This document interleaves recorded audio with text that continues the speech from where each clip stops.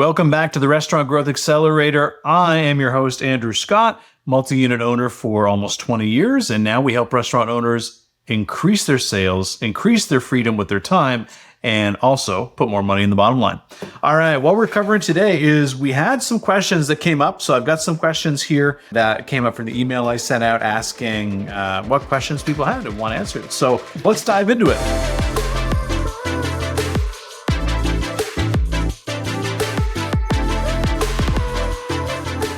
The first question says, tech stacks, what is worth it and what's not? What questions to ask before investing? Should I use AI? How do I integrate all my systems into one cohesive system? So it's not one question, it's like 17, but let's get into it. So we're talking about tech stacks. So let's just think through some of the tech stacks used. Most common one is a POS system, and some of them have integrations that build off of one another, or some of them have an integrated tech stack. Like, for example, they might have a menu costing tool that you can use. Some of them will have a loyalty program that can be built on. And I will say, here's the interesting thing about POS systems is that POS systems don't make their money from hardware. They make it from the recurring subscriptions and the add-ons. That's how they make their money. And now a lot of them are doing loans and stuff as well, which, oh my God, I find to be very predatory. But I mean, I will say they have been geniuses at making a profitable business model, because it's also really hard to switch. Like, it's hard to switch a POS system, right? There's a lot of other costs that go along with this. I'm just saying, business model wise, POSs know what they're doing.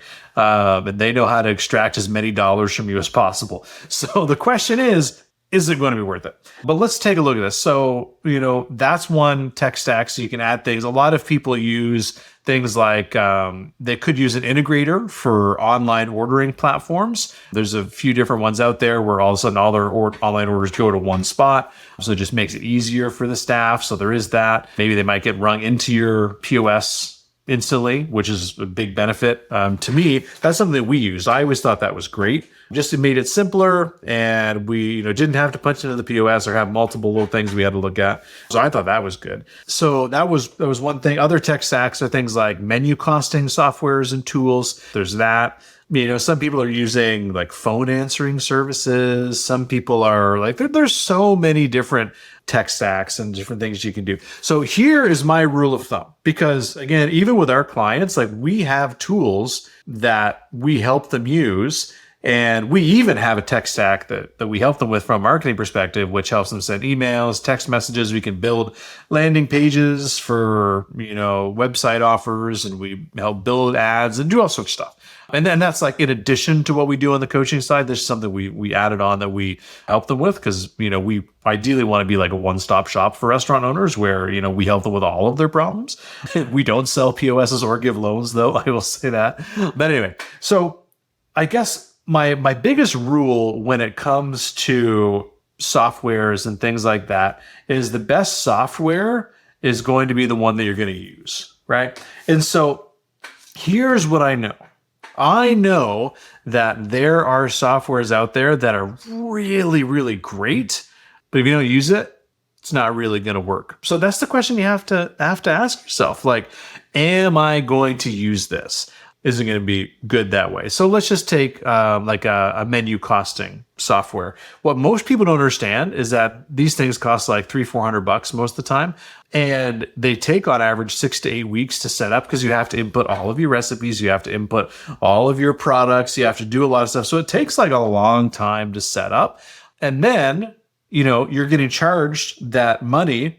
So at the end of that, it's like $5,000 a year or whatever for your recipe costing. And so I will say this, we have some clients who love it and they use it constantly because it replaces some of the bookkeeping that they were doing, because they could like take pictures of their invoices or scan them or whatever. And then it like, updated things. So like some people love it, but then others are like, yeah, it was just too cumbersome to use, or I didn't have it in my routine, so therefore it was just a waste. And they use like a spreadsheet for menu costing that we've developed instead, right? Because it's theirs to keep forever, doesn't cost anything in the future. They can update it. So it's whatever you're going to use, right?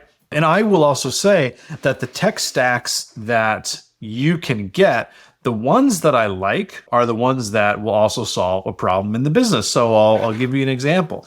Let's just say that we're talking about targeting existing customers, trying to increase repeat business. A loyalty program on top of your POS, I think, is a great idea. I love loyalty programs. I think those are great. We can get people's information. We can ideally reach out and market to them afterwards. Like, those are great. There's softwares out there that has their own delivery mechanism. And so like they create a website so people can like online order from your website. So doing that to try and shift people away from third party onto that can be well worth it as well. Like, so the question is not like, are there any tech stacks that are good or bad? It's really dependent on you and what you're trying to do in your business and also what you're going to use. But the thing that I always try to do, and actually you alluded to this question, which is how do I integrate all of my systems into one cohesive system? I will say that as of yet, there have yet to be that many like total blanket cohesive systems that encompass everything as of yet. I haven't seen one, but POS systems are going in that direction where they are. As far as your POS system, I would probably go with one, again, whether I like them or not, but one that does the most things that you can add on or integrates the most to other platforms. Like, that's one that I like, because I also do like integrations, because the least amount of work that you have to do taking information from one place, putting it in another, like the less amount of admin work, the better. So that is something that I will say. So as far as individual products, I don't necessarily have a recommendation on that, but in your individual business, that's when we can get a little bit deeper. If you're trying to do marketing, well, you know what? We need to have texting and emailing. So what's the best way to do that? That could also integrate with your system. If there's a way to do that, amazing. And if not, then what do you have to do to make those work together?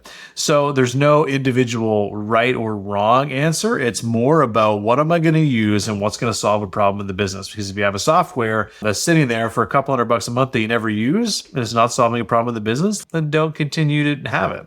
It's just pretty simple that way. But that's the thing, is we have to understand what our requirements are on utilization of it, and are we going to use it, and is the use of it going to justify the cost? So those questions to ask. So next thing, I would also talk to existing users just so to understand. So that's another thing I would do. Now, should I use AI? So here is what I will say about AI. AI can do a lot of great things, but one of the main things we need to understand is garbage in, garbage out. Because if you give it bad information or you don't give it context, you're going to get responses that aren't good. So context is actually one of the biggest things that you can do. You can actually create like little GPTs that you train on your menu or you train on your whole business. And then you can ask it questions, but just remember that it's giving you answers based on the context you give it. So think of it this way. You can't ask AI to be like, write a business plan for a restaurant and then expect it to be good if you don't tell it what type of restaurant, what type of cuisine, where's it going to go? What's your menu mix going to look like? What are your target sales profitability and this and you have to give it the context. So when it comes to marketing specifically, I'll give you an example of something that I did that actually is useful. What I did is, because obviously I have a lot of social media posts. I've been doing this for a while. So I basically had one of my assistants go through the last 3 or 4 years of content and put it all in some documents. And then I created a new AI GPT that basically was trained on all of my content that I did for the last 3 or 4 years.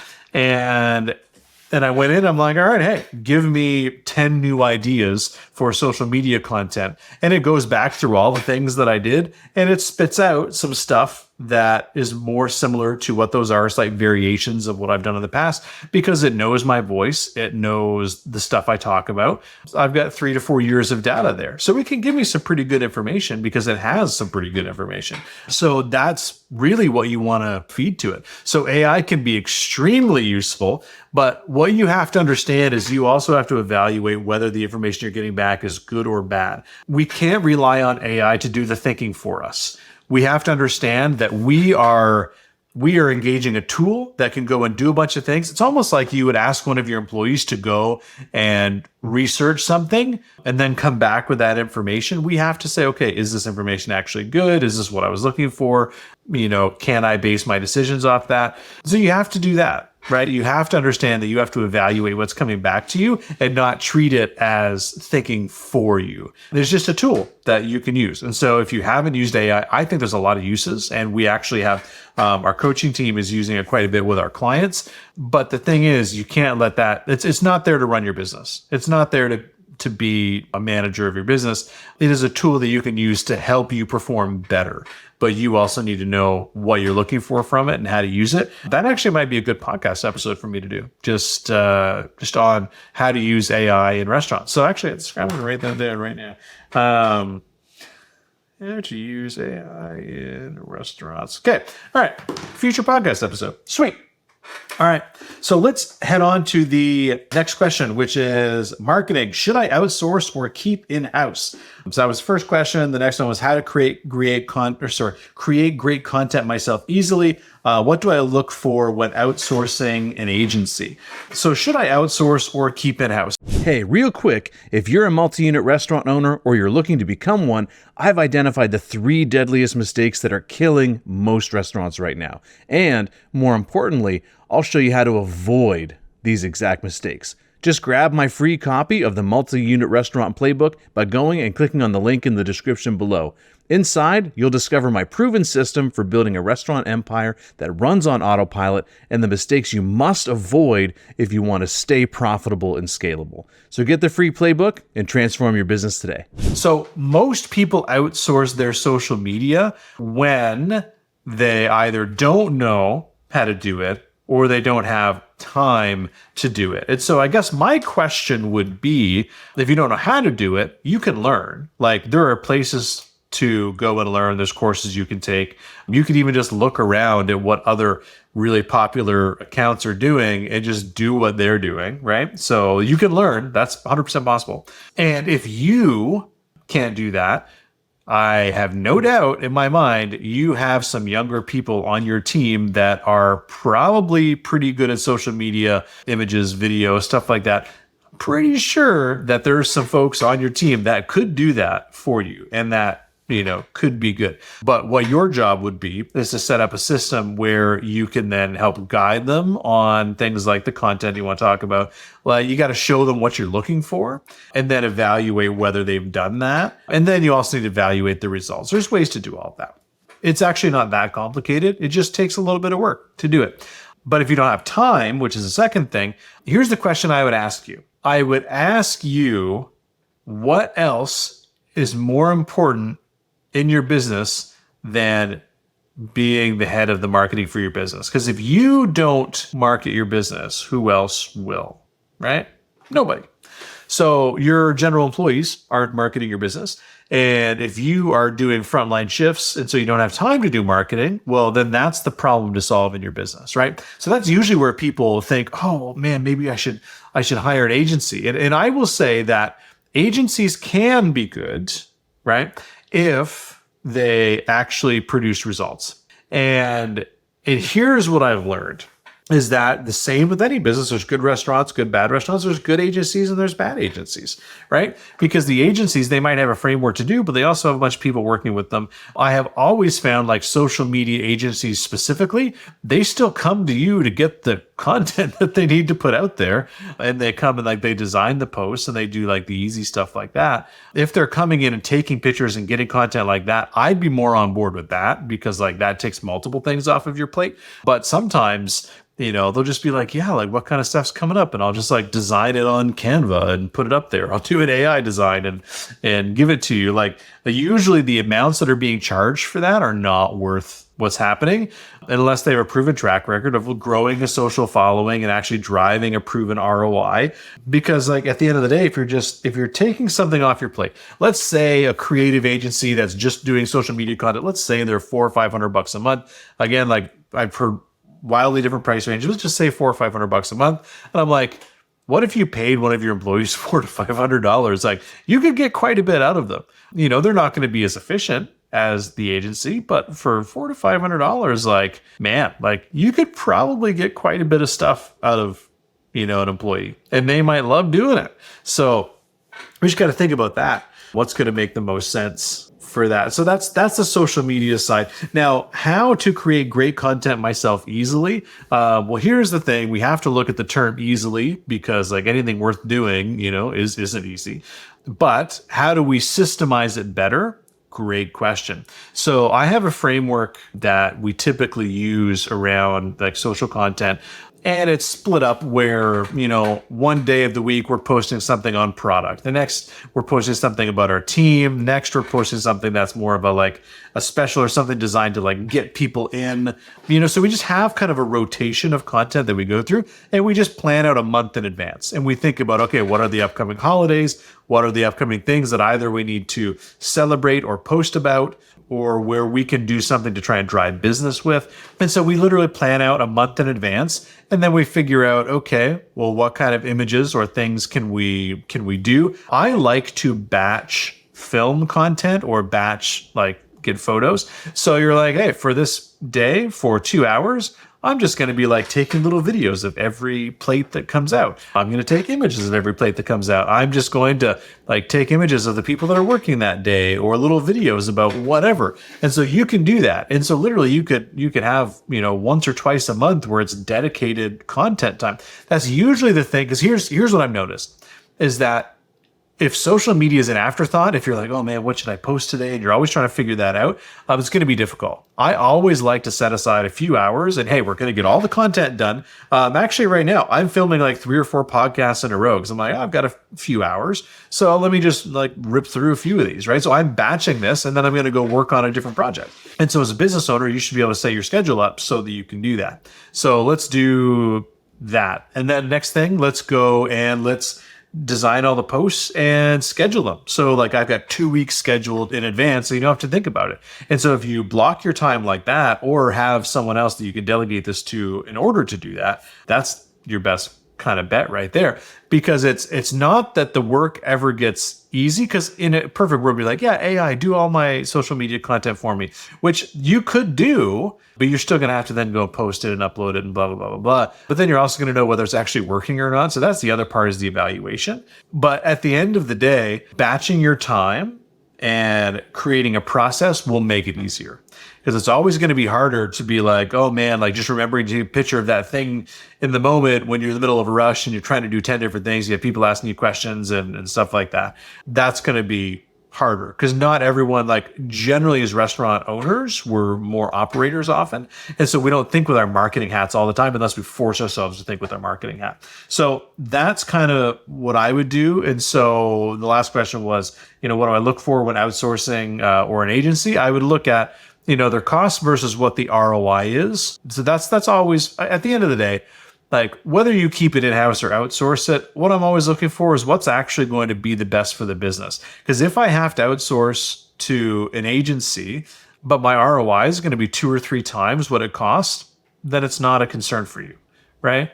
That's great. Just do it. But where the other agencies, there are some out there that will just say, hey, we did like 3 posts this week and 1 email, and yeah, it's, X $100. I'm like, man, like that's not much value for what you're getting. And what impact is it having on the business? If it's negligible, or if like you can't really assess whether it's working or not, then that's how you kind of know that, it might not be worth it. So the name of the game is ROI, in my opinion. If you can do it yourself and get the results, great. If you can't, and you can't delegate it to someone else, then look at outsourcing, but make sure you're getting an ROI from it.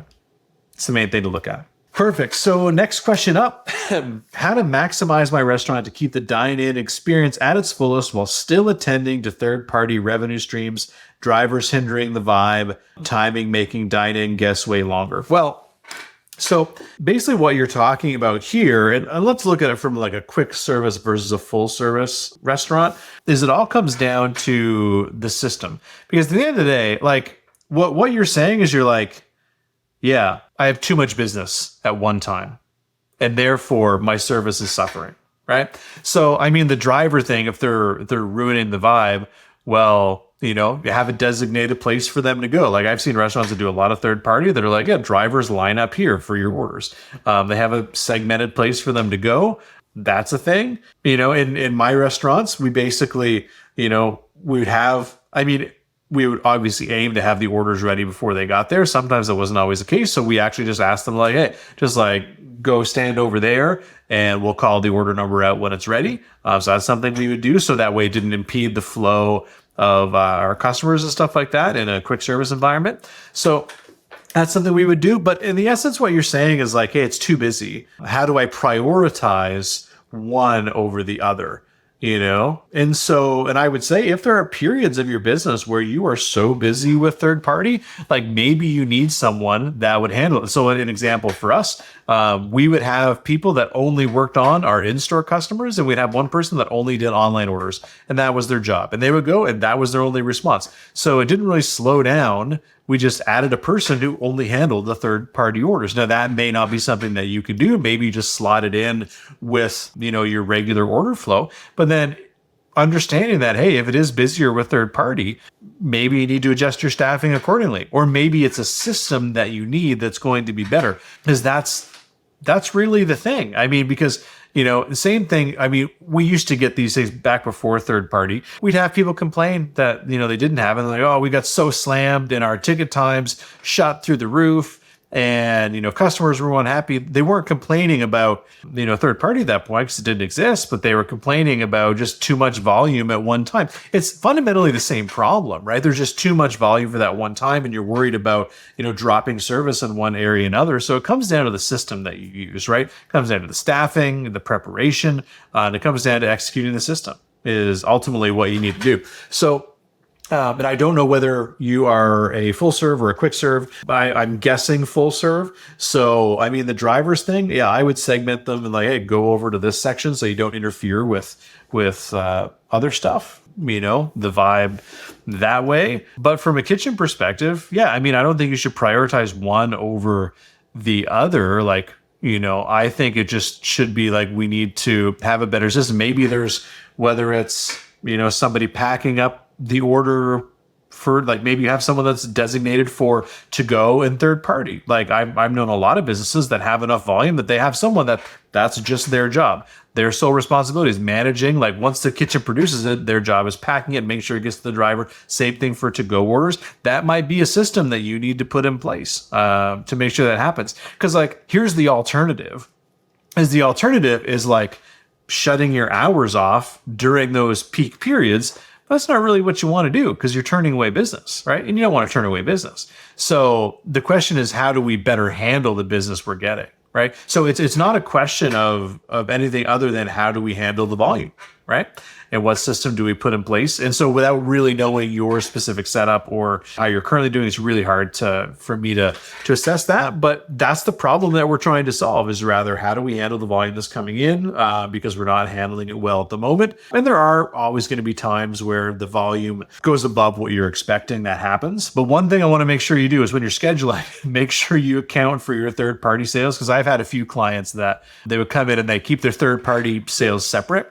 And so then they'd be like, yeah, like our total sales for the week were, like 15,000 or whatever, or 20,000 or whatever the case was. But then in their hourly sales, it was only their in-store. So they were scheduling based on only their in-store sales. And so they just got slammed all the time and they just weren't prepared for anything because they didn't factor in the third party. You got to factor in what's actually happening in the business. So if you're not doing that, make sure you do that, because you got to schedule for the actual volume that's happening. But yeah, look at systemizing what that production looks like and just make sure that you focus on handling both well, that you can meet the demands, because otherwise you're just going to be turned away business. And that's not what we want to do. I've seen businesses do that, or they go and pause or stop orders because they're so busy. But like, here's the thing that I've seen this happen. And I'm like, who authorized that?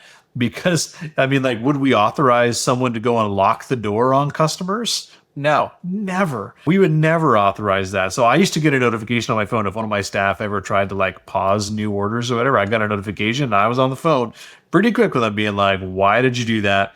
They're like, oh, we're so busy. We just need to catch up. And I'm like, No, that's not what we do. We ultimately need to staff better for this. So like we've, made the corrections, but yeah, we're not turning away customers. That's just not how this works. So anyway, so that's something that I've seen people happen. Seen people do. So hopefully that helps. Feel free to give me some more in-depth thoughts on that and how you're structured. It's easier kind of in a conversation, but yeah, ultimately third party, if you have not marked up your third party, make sure you do that. The other thing too is third party is here to stay. It's not going anywhere. And if you're on one app, you should be on them all, because again, like how many, like we have Netflix and Disney and Prime and like, I'm sure there's Hey You for reality TV, which my girlfriend loves. But it's like, there's all of these apps now. And it's just like, some people have their preferred ones. And like, if you're not on their app, like say someone likes Uber instead of DoorDash, well, guess what? If you're not on DoorDash and that's their preferred app, then you're not even in the running to get their business. So like, if you're on one, might as well be on all of them. You need to mark up to cover the costs, and don't worry about being too high priced, because at the end of the day, it's their choice to order, and they can come in and order for cheaper if they want. You can always put things in their bag saying, hey, if you want to order for cheaper, here's our online ordering link, or come in for, just 10% off on your first in-store visit or whatever. So you can do tons of things like that. But people are paying it. Everyone knows that it's probably cheaper to pick it up in store, because like there's delivery fees, there's service fees, there's like tips for like, there's all that stuff that's added on for the third party. So like everyone knows it's cheaper to come in and pick it up, but they still order delivery, right? So don't worry about pricing too high on that. That's a choice they're going to make, and you need to mark it up so that you can still make a profit. So I hope this is helpful. Answered a couple questions. If you have more, feel free to reach out. My email is andrew@ownershiptraining.com. Yeah, I'd love to hear your questions and love to answer some more as they come up. The more details you give me, the more I can dive into that situation. But yeah, would love to hear some more, and I hope this is helpful. And we'll see you soon.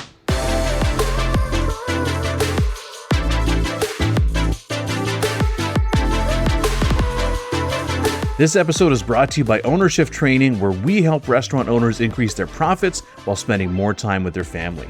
And if you want to know exactly what it would take to grow your profit margin to 15% and beyond while spending more time with your family, my team has a few spots open this week for a free 15-minute restaurant assessment call. Just click the book a call link in the description, and we'll show you the exact frameworks we're using to help our clients do this in as little as 6 to 8 weeks. Thanks for listening, and we'll see you on the next episode.